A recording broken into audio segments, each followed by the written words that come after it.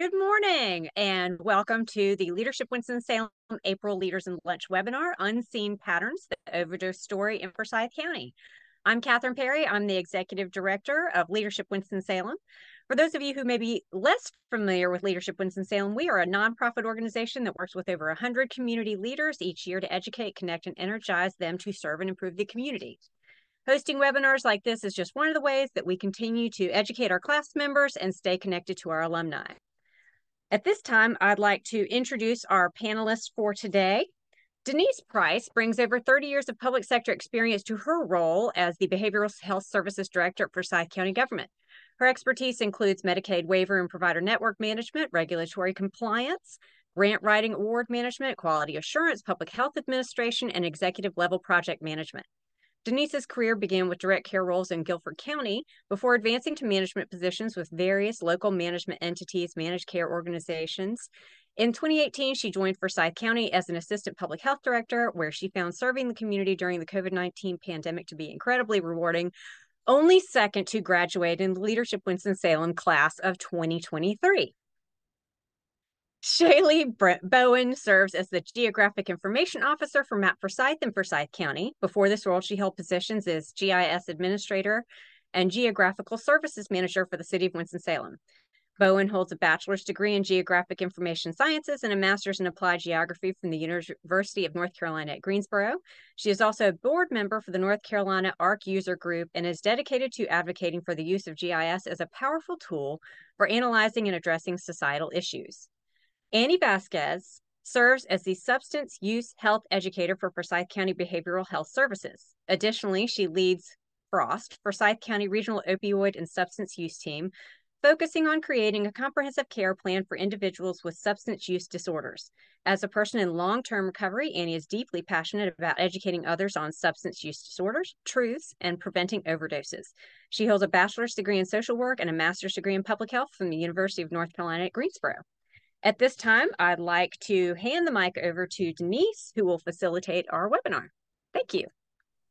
Good morning, LWS family, and thank you for joining us today for this very important conversation. As many of you know, the opioid it is pervasive with no footprint untouched. It does not discriminate, not by age, not by race, gender, socioeconomic status, or any other defining characteristic. We are fortunate to live in the great community of Forsyth County, where we are rich with resources, a community that is innovative and forward-thinking and doing many leading-edge types of activities. Our elected officials have strong awareness and are very supportive. Let us recognize that there will be no single solution to move us forward, yet the path does become clear with information. As we tour the story map today, let us also remember that the numbers you see and the dots on the map represent people. These are our loved ones, our family, our friends, co-workers, and neighbors. And no two of their stories are exactly alike. The story map will identify trends.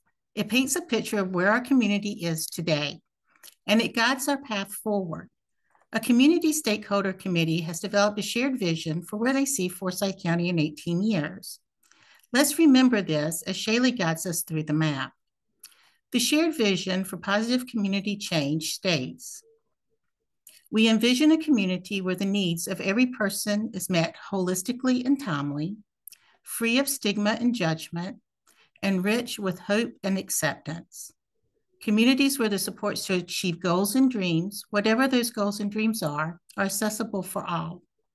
A place where we are knowledgeable and equipped to make informed decisions, and where individuals, children, and families receive long-term healing supports. A community skilled and equipped with resources to recognize trauma and to navigate from trauma to healing. And without further ado, I will hand this over to the brains behind our operation, Ms. Shaylee Bowen. Good morning. So I am going to share my screen, and just so we can keep some bandwidth, I will go off camera, but I'm going to walk us through Unseen Patterns, our overdose story map here for Forsyth County. So I believe you all should be able to see my screen now. Is that correct? Okay. Yes, we can see it, Shaylee. Thank you. Let me There we go. We'll stop video. So as Denise was speaking about, Unseen Patterns is an actual glimpse into the overdose story here in Forsyth County. We know that this story, while overdoses happen throughout the country, it is kind of unique in the populations that it affects here in Forsyth County are a little bit different than what we see state and nationwide. We start off with some information just to our residents in general and asking them some questions about kind of how they look at overdoses. So we start off saying, what do everyday household items, alcohol, prescription medications, illicit and recreational substances all have in common? The answer might surprise you. They've all been associated with overdose cases in your community. There is no substance really that has not been associated with overdoses within Forsyth County that we've seen through the data we've looked at over the last year or so. Then we move into a map of our community to let people that are from both within this community and outside kind of get an oversight of where we're located. In this map, the narrative portion of the story map, we note that between January of 2021 and December of 2023, Forsyth County Emergency Services responded to 4,298 overdose calls.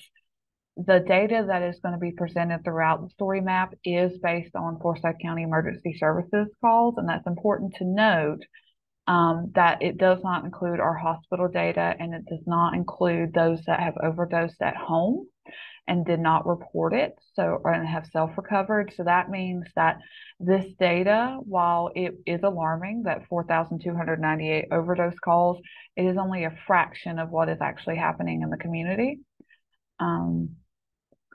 We want to note that every single section of the community has experienced accidental overdoses. We see the opioid crisis woven throughout the fabric of the community, as you'll see in the maps coming up. There are clear both demographic and geographic patterns throughout this whole entire story map. And then we see it as not just about the numbers, but actually a call to action to explore the narrative hidden behind the data, which is what Denise and Annie do a phenomenal job doing and will continue to do over the 18 years plus that this project will be going through. So first and foremost, we wanted the public to have a conversation about what is an overdose, kind of address that right up front and how it can be prevented. So we start with an overdose happens when a toxic amount of a drug or combination of drugs overwhelms the body. We let them know that overdoses can affect anyone, and that various factors can cause an overdose, such as changes in tolerance and fluctuation in drug supply, chronic health condition, a history of past overdoses. We remind people to always read labels and dosing instructions on medications, to keep medications and household chemicals out of the reach of children. You'll see why that is still a very important narrative that we're seeing come to light at the first quarter of this year as well when I go through the data. And then use things like pill organizers to avoid confusion and dispose of unused medication. We also provide a link to the Good Samaritan laws that North Carolina have that allow our citizens to call in if they are, say, using with a friend or family member and that person overdoses. They are encouraged to call emergency services, that quick action can save lives, and that North Carolina has laws that can protect them because they took action and actually saved the life of the person that was experiencing an overdose. Then, as we're all aware, opioid overdoses are skyrocketing throughout the nation, especially with the introduction of fentanyl into the community. So we wanted to add some additional information about opioid overdoses, specifically, including the recognizable signs of an opioid overdose, including small constricted pinpoint pupils, falling asleep or loss of consciousness, slow, shallow breathing, limp body, and then it explains what the hue of the skin would be depending on what the person's actual skin tone was to begin with. We link information from the CDC, poison control, and our own Frost education team. We do actually provide Narcan training at the county. And so this picture and also all of this information was provided in that training. And so one thing that we know when we're looking at the data from EMS is that if opioids are involved, having naloxone on hand and knowing how to use it can reverse the effects of an opioid overdose. So basically, if an overdose was reversed through the use of Narcan, then we know that there was at least some presence of an opioid, even in some cases, if it was fentanyl and just unknown. So with that, those are kind of the initial topics that we introduce the public to. And then we go into our actual data overview. So we kind of have to put a caveat on our data in saying that the substance was unknown to responders in about 43% of all calls. That does sound like a high number. However, when you think about the fact that they may not get clear answers from those that are overdosing, they may show up to a residence and only see, say, a white substance on the table or see no substances at all because they have all been taken and they have no real hints at what could have happened. You can see why the substance was unknown, and their first job is to make sure that they are able to try to attempt to save the person's life, not to try to figure out kind of what actually was taken. So that's one caveat. You're going to see unknown substances be fairly high. The following substances are included in the data: prescription medications, over-the-counter medications, household chemicals, alcohol, cannabis, which includes THC, CDC, and then Delta 8 and Delta 9, including gummies and all of those things that come along with that, stimulants, opioids, inhalants, and hallucinogens. And then I kind of touched on this earlier. However, it is important to note that fentanyl may have been present in any of the non-regulated substances. Okay. So we now open up to a dashboard. It's important to know that the data that we'll be viewing for the most part of this story map is for 2023. So all the maps are from January 1 of 2023 to December 31st of 2023. However, our dashboards actually get updated quarterly to allow both ourselves and the citizens of Forsyth County to interact with the data and see how we're trending.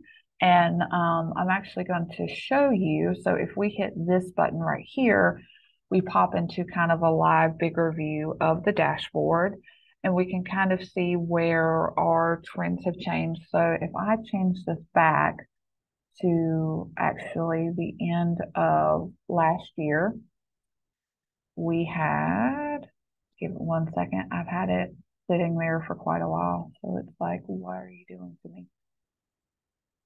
If it doesn't respond, it might respond easier here. Let's see. Let's just see which one decides to go faster. There we go. Nope. There. Okay. The big one has responded now. That's what happens when you pop it out like 2 hours ago. So if you could see, last year we had 1,583 cases with an average age of 40.34.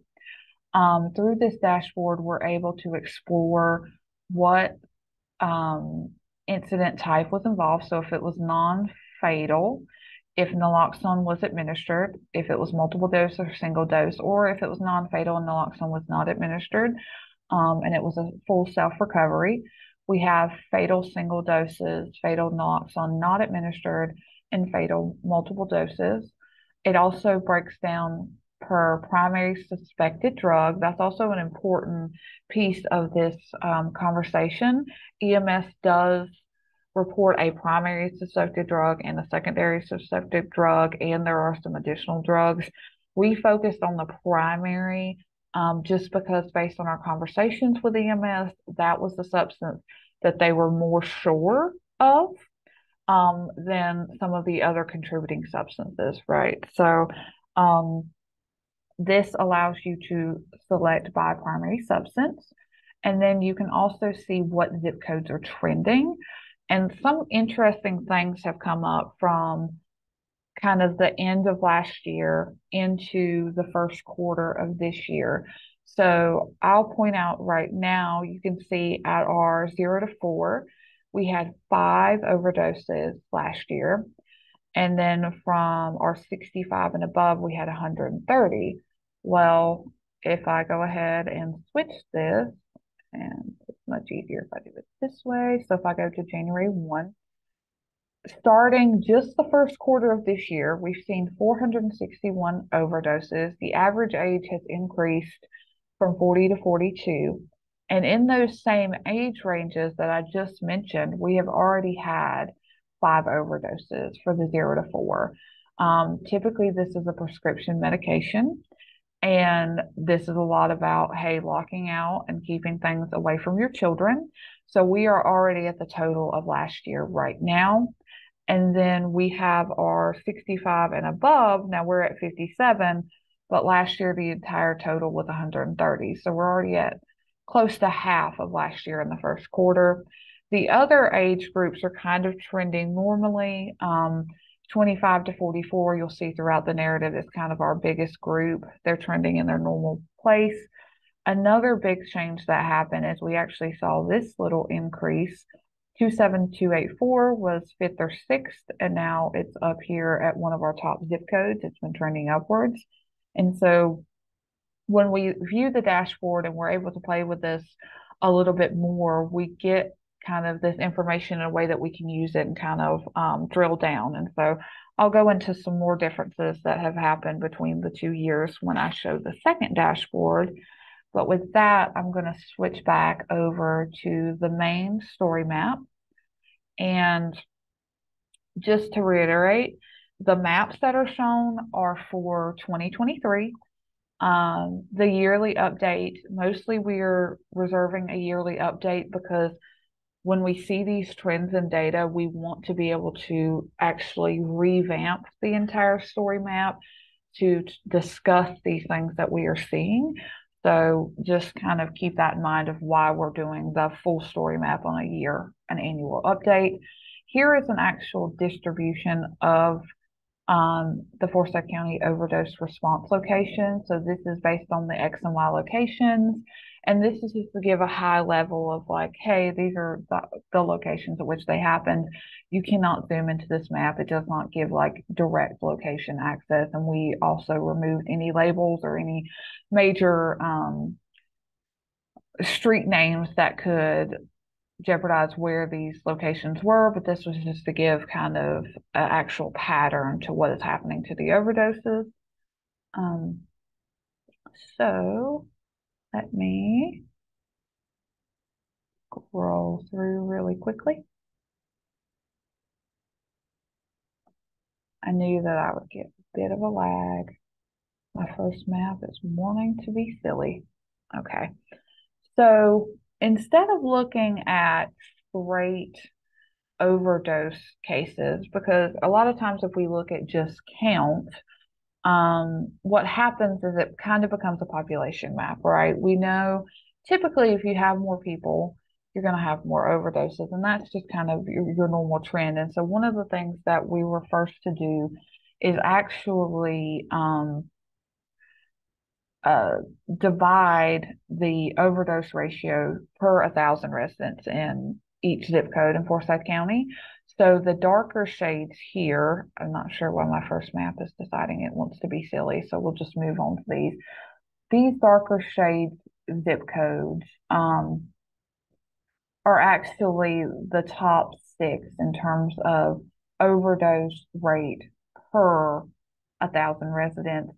The average was 3 overdose emergency calls per 1,000 residents. All 6 of these surpassed those, with 27105 going closer to, I believe, 11 to 12 overdoses per, an overdose rate per that zip code.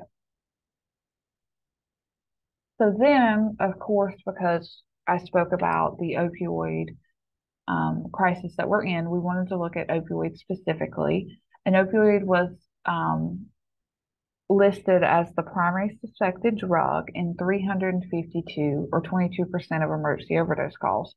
Now, remember, that doesn't include those where the substance was unknown, and it also does not include opioids that could have been a contributing secondary drug. So this number could be much higher. So even being 22% of the calls is very alarming. So this again is normalized by population. Some of the same areas come up, but we see kind of a trend northward in this one. So 7 specific zip codes in Forsyth County surpass the average rate. These are the 7. Because it was a smaller, the average rate was like 0.75. It was kind of a small fraction number, but all 7 of these had like a 1 or higher, closer to 2 rate per 1,000 residents with opioid as the primary suspected drug. My favorite map actually is this one. So this map is actually the rural opioid impact map. So what this looks at is not population, but looks at the ratio of opioid overdoses as a over the total count of all overdoses within each zip code. So again, while we know that like 27105 being a population hub has more overdoses, what really this shows is for the overdoses that are happening within these zip codes, here to the north in our rural communities, there are more opioid related overdoses by ratio. And so it definitely showed us a different pattern than what we would normally see and made us think of like what resources need to be thought of for these communities up here that seem to be having a disproportionate impact of opioids in their community. So then we wanted to start looking a little bit more at the demographics. We included a male-female overdose pattern map. So this is not normalized. So it's not normalized by population or count. So you can see kind of 27105, 27101 come up because again, they're the big population centers and they have more overdoses. That is true, but it does reflect. There are very minimal changes between the actual overdose count, male and female. However, we do see consistently. So originally, we looked at 3 years worth of data because we wanted to make sure that what we displayed on the story map was not just kind of a one-off, that there was some consistency and some kind of commonalities that were carrying through from year to year. So we actually started at the beginning of 2021 all the way through 2023 and have now started to include 2024. And throughout those data years, male patients accounted for nearly 2/3 of all overdose calls. That was consistent throughout the years. That was not just, hey, 2023, males have more overdoses. Very consistent. Another stat that was eye-opening that, there's not a complete direct correlation, but within that 3-year window as well, 80% of infant and toddler overdose cases were male. That was the same throughout all the years. That did not change. And we wanted to include significantly associated substance for males because that's another thing that was very consistent. Kind of what their top 5 or top 6 was for male and females varied very little. So these are significantly associated substances for males, not including our unknown substances, because unknown substances would be the number 1. But number 1 for male were opioids, number 2 stimulants, 3 alcohol, 4 prescription drugs at 12%, and then 5 cannabis. But you can see opioids taking out about almost half of the non-unknown substances for males. Female patients, again, were consistently 1/3 of our total overdose calls. However, females were more than twice than likely than men to experience an overdose on prescription medications and over-the-counter medications.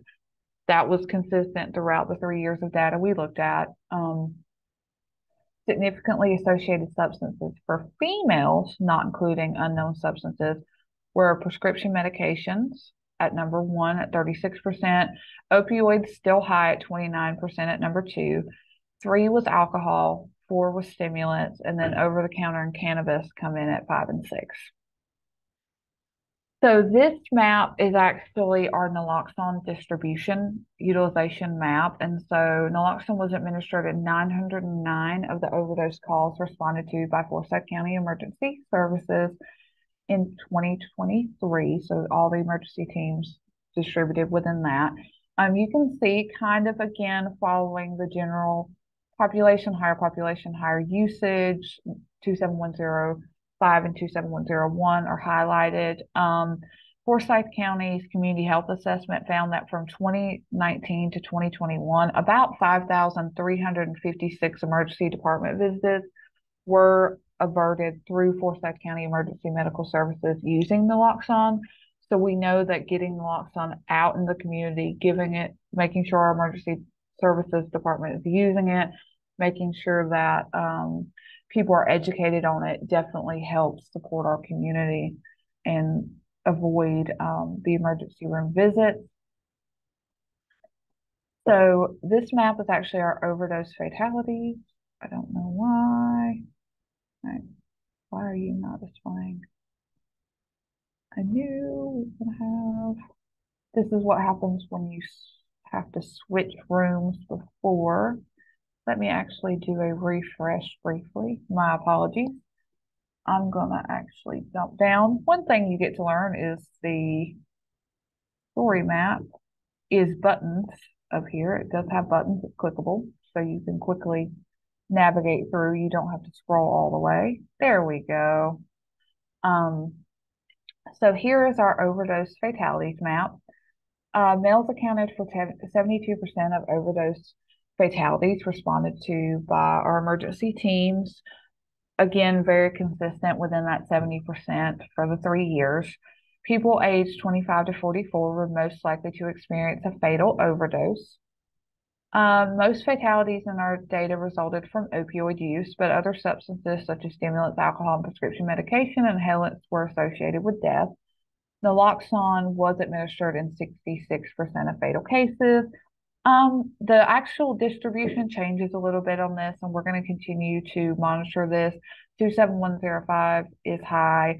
27101, not as high of fatalities, but 27103 is much higher, around the 8 fatalities for that zip code for 2023. We do know that compared to the state, our death comparison is not great. So the state rate per 100,000 residents is 38.5 and ours is 47.6, which is part of the reason that we decided to look at this data a little bit deeper and kind of part of the idea behind unseen patterns. Here we've actually linked the North Carolina Department of Health and Human Services so that you can actually look at their action plan and their dashboards that show their data and kind of continue to compare what we're seeing in Forsyth County to their data. And then here is our second dashboard that is a part of our vulnerable populations group. Vulnerable populations really speaks to, we're trying to give a little bit more information specifically about our age groups and our male and females and kind of underline some of the things that are happening within those groups. Again, you can pop these out separately, but I'm just going to stick to this one for now. One of the things that I was looking at once we had finished the data update is we kind of have this top primary suspected drug count, right? And when you click this bar, you can see the proportion of male to female, unknown still being much more male, prescription drugs being the only one where we click female, female becomes the bigger part of that bar. But it's interesting that one of the substances that emerged in this last quarter of the year, back here, was alcohol. So before we were seeing where for males, alcohol was fairly high. Last year it was 80 overdoses or suspected alcohol was a contributing factor. Now it's 87. So in the first quarter of 2024, it's already increased by 7 for males. But for females, alcohol went from 39 for the entire year to already surpassing at 41 incidences this year. So we're already seeing some kind of trend towards different substances. Prescription drugs remain high for females and may actually surpass last year as well. So we know that that continues to be an issue. And I also want to point out before I leave that this is also a way that you can break down each age group. However, we have the narrative broken down below. So in 2023, the Forsyth County emergency teams responded to 95 overdose calls for people aged 0 to 17. 40% of that was prescription or over the counter, which kind of, again, speaks to that narrative of keeping your medication out of reach from your children and toddlers.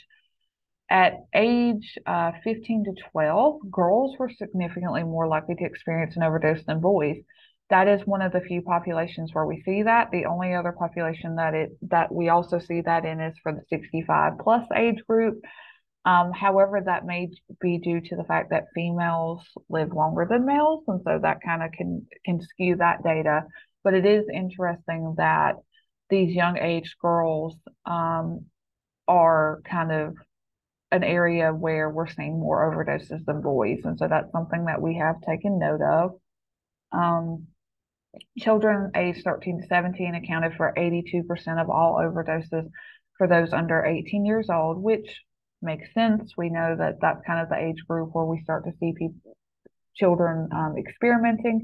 And then teen girls accounted for 70% of all overdoses for ages 13 to 17. So really between 5 and 17, that's when you start to look at the female population. Adults aged 18 to 65 accounted for 86% of the data,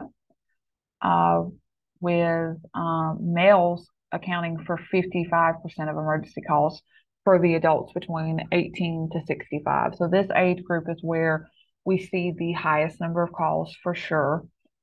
18 to 24 were the least likely adults under 65 to overdose on opioids. However, they're more vulnerable to prescription medications.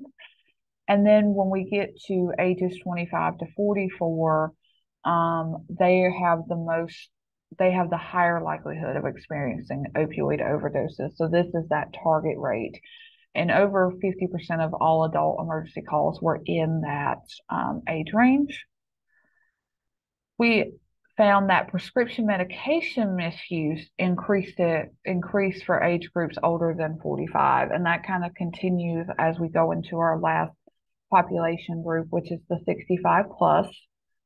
43% of older adults 65 to 74 overdosed from opioids or prescription medication. 62% of those age 65 plus overdosed on prescription medications were female. So again, we're seeing that perhaps the female population living longer and also maybe having complex medication regimens or memory issues in that age range, they have that higher percentage of overdoses as compared to males. All right.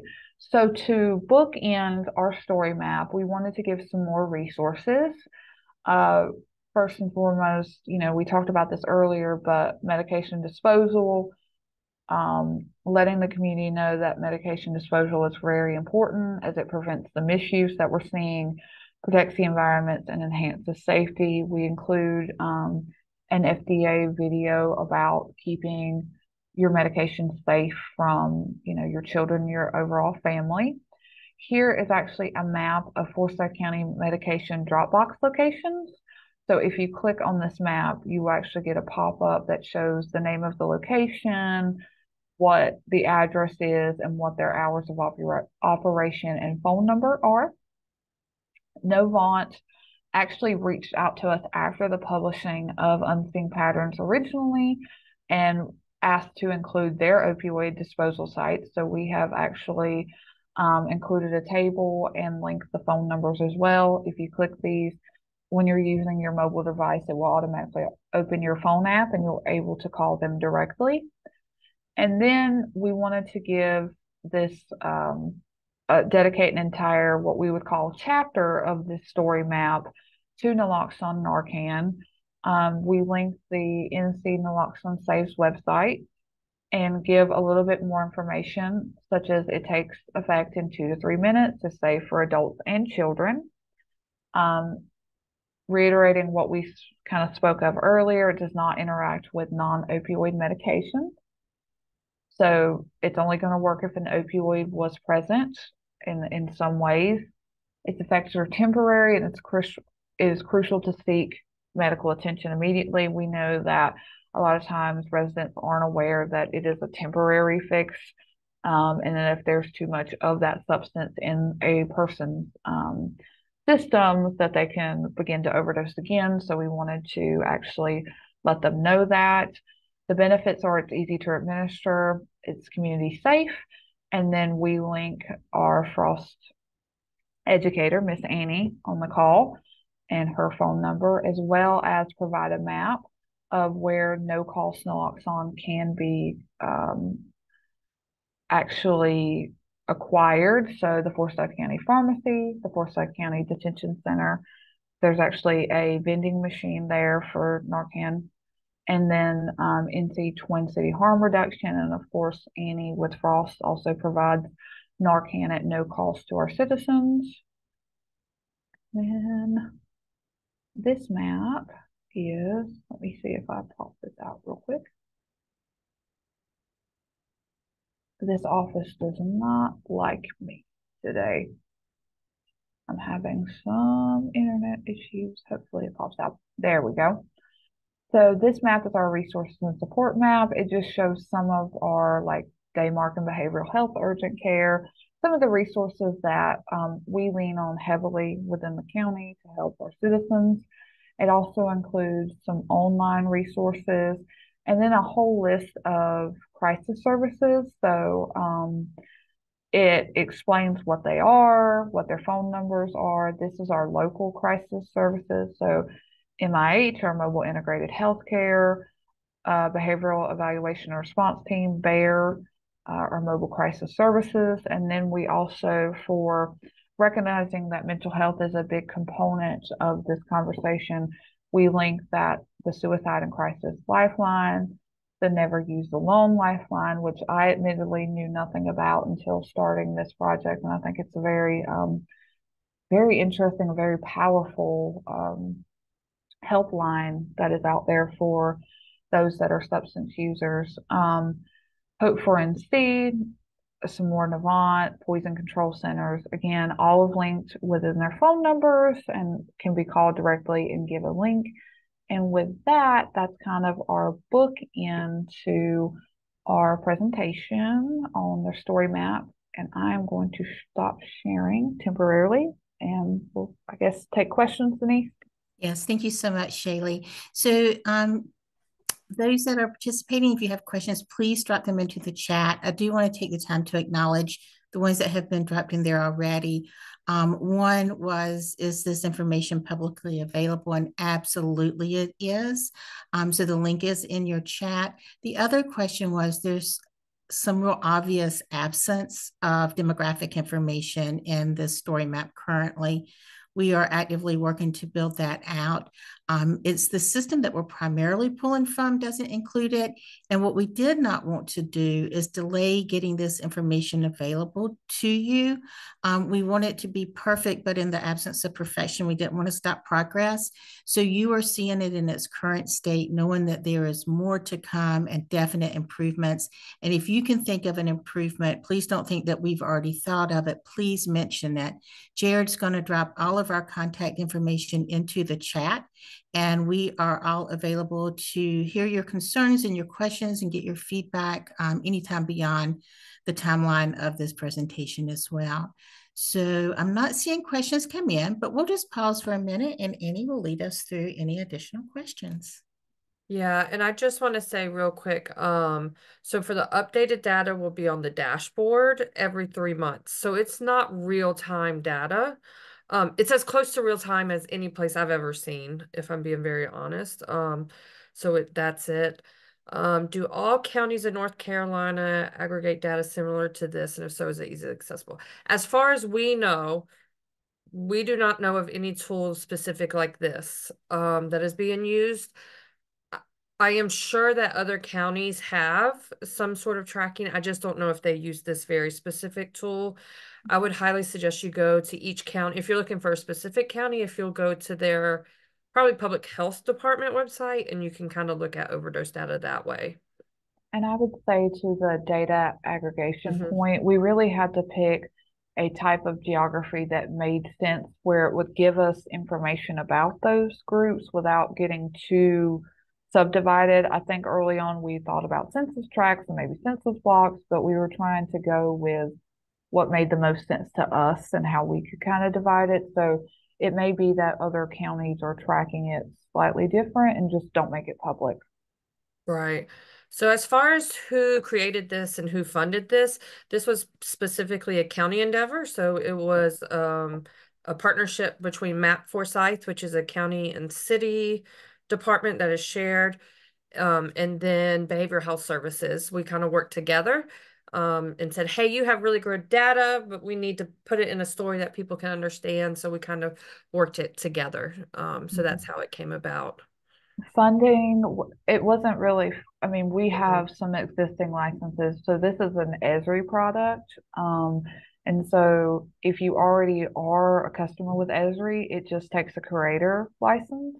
So your GIS people would know what that means, Mhm. but it would just take a creator license. And then I think if you wanted to purchase one off, they're like $500. They're not too expensive, but for us, this was within our existing budget. This was just something a county department did.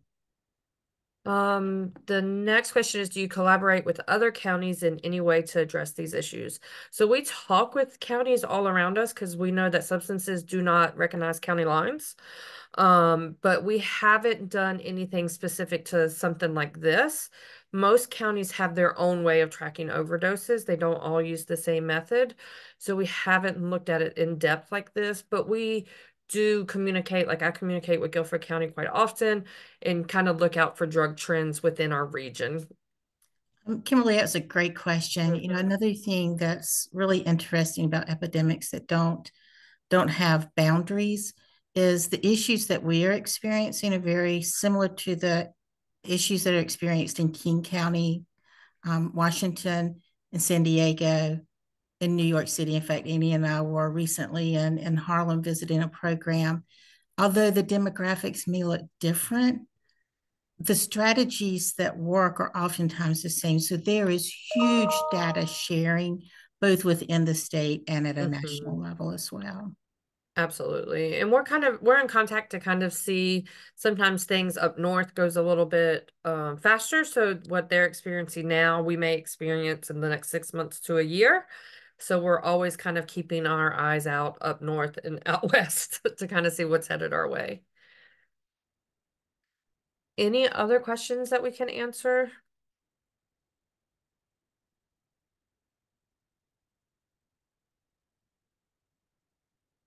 I will just say one thing about this project. I think what was really cool is that we took two departments in the county government that don't usually work on projects together, and did something really spectacular, I think.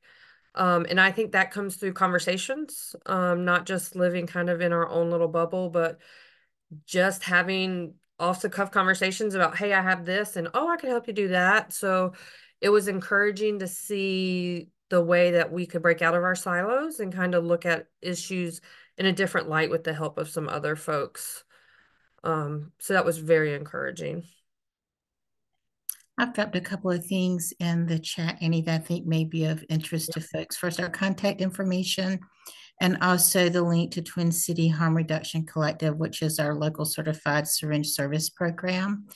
Um, you know, that this project itself is a beautiful reiteration, as Annie said, of a project that can move forward without any additional funding took a little bit of our time, but that was it. So you've heard of settlement dollars probably, and that's some funding that's coming into our communities to help us to address substance use and to implement strategies. But this is one that didn't require any dollars. And actually, it's something as we talk more and more that we're finding that oftentimes good projects that bring good results don't take a whole lot of money. It just takes a whole lot of getting together and putting our heads together. For sure. And I will say somebody just asked who from the city county are actively using this data. Clearly some decisions have been made based on the data. Yeah, so I use this data a lot. So I can pull real-time data. So I will pull that about every 2 weeks to a month, depending. I can look at hotspots. Hey, what's going on here? I communicate a lot with Twin City Harm Reduction, with MIH to talk about naloxone distribution. So we've really used it to, we at Behavioral Health have used it to kind of specifically target certain populations or certain areas. I don't know if anyone else in the city and county is using it. Denise, do you know? Yeah, I think a lot of folks who receive funding are utilizing it. People who are trying to shape their strategies to have the most impact are utilizing it. Just this morning, I utilized it. So Shaylee mentioned that we've seen already 5 overdose calls from EMS for youth ages 0 to 4. So I've reached out to Insight Human Services this morning because they have a Lock Your Meds campaign. And anyone in Forsyth County can receive a free lockbox to put their medications in so that we can avoid situations like that. So it's like, hey, who are y'all reaching out to? Do we need to change our strategy? Maybe we need to talk to preschools, or we need to have a campaign down at Callidium. Where are we not talking that we need to be talking? So that's how I use the data. In identifying trends and deciding where might we need to shift. And I think our hope is as we continue to collect this data, we'll see shifts and then we can proactively be like, okay, let's look at this population. You know, teenage girls are looking at prescription drugs. Well, we really need to target this population. Someone asked, since 2020 and employees working from home, have you seen an increase in substance use and mental health?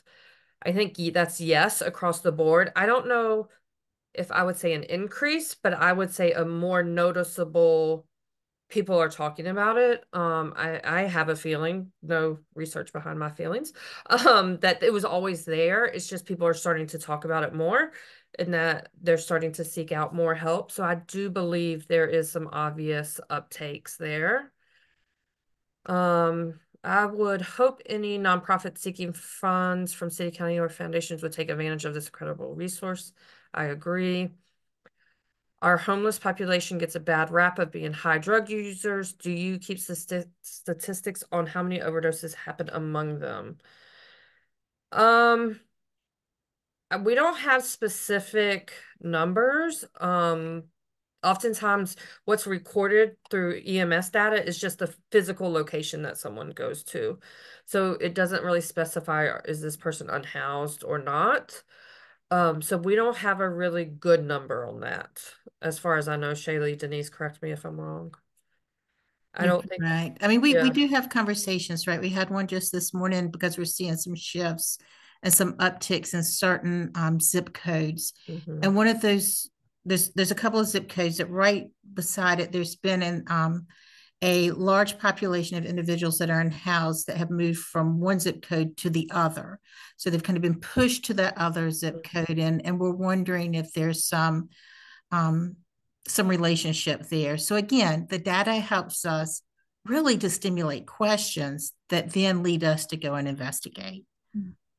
Yeah, I was gonna add to that, like just because someone necessarily overdoses and it's not in a house, we can't just assume they're unhoused, right? So exactly, that's where it becomes kind of an issue. But we can at least look at hotspots and see if maybe there's some reason why there's continued overdose in these sections. So the point locations help to a certain extent. Other questions that you guys have? Really quick, I just want to draw everyone's attention to one of the resources we have that lots of folks don't know about is we have a behavioral health urgent care that's located on Highland Avenue. It's open 24/7, just like if you go to the urgent care when you break your arm, if you're having some sort of mental health crisis or substance use crisis, you can walk in. It's open 24/7. You're able to stay there. Thank you, Jared, for putting all of it in the chat. It's a really great resource. If you don't need it, please share, because you don't know who within your circle may need it. So it's just a really great resource for everyone to know about, for sure. All right. Well, if we're going to end, I would like to end. We do encourage everyone to have naloxone and Narcan, the opioid overdose reversal medication, in their home. It is a very safe medication. If you think someone has overdosed and you administer it, you could save their life. If you think someone has overdosed and they haven't, it's probably going to do no harm. So you can get that in the places that Shaylee mentioned before and isn't available in the story map. But just a quick recap, you can get it at our pharmacy, the Forsyth County Pharmacy. It's located at 725 North Highland Avenue, or you can get it in the detention center lobby from a dispensing machine. It looks like you're going in to get a pack of nabs, and you just mash a button and out pops Narcan. Again, we encourage everyone to carry, because you just never know when you're going to have an opportunity to utilize it and to save a life. Thank y'all for your time today. Thank you. So my sincere thanks to Annie, Shaylee, and Denise. I was super impressed by the great questions that came in from our Leadership Winston-Salem family and friends. So thank you to our community of leadership folks for caring about others in the community. In conclusion, it is recruitment season at Leadership Winston-Salem. If this webinar struck a chord with you and you'd like to know more about what we do, why all of your friends have gone through Leadership Winston-Salem, please register for an information session by emailing our program director, April Garner-Davis, at april@leadershipwinstonsalem.org or leadershipws.org. Jared is putting April's email in the chat now. If you already know that you want to be a member of the Leadership Winston-Salem family and you're ready to apply, you can find a link to our application on our website and hopefully in the chat in moments. If you're an alum and you know of someone who would love to earn their community MBA, please go to our website and click the Nominate the Candidate button or access it through the link that has been put in the chat. Just a reminder that Leadership Winston-Salem is a nonprofit organization that relies heavily on the support of individual donors and corporate sponsors to provide the array of programming that we do. If you enjoy what we offered here today, please make a contribution to our organization on our website by clicking the Donate Now link, or you can find that link in the chat. We hope that you'll join us for our next Leaders in Lunch webinar, Spatial Injustice, Mapping a Path Forward, scheduled for May 15th at noon. Dr. Russell Smith, Professor of Geography in the Department of History, Politics and Social Justice at Winston-Salem State University, and the faculty lead for the newly established Spatial Justice Studio at the Center for Design Innovation, will be our featured speaker. You can register for that with a link in the email that we will send out with the recording of this webinar. Thank you so much for caring about our community and joining us today for this important conversation. We hope to see you again soon.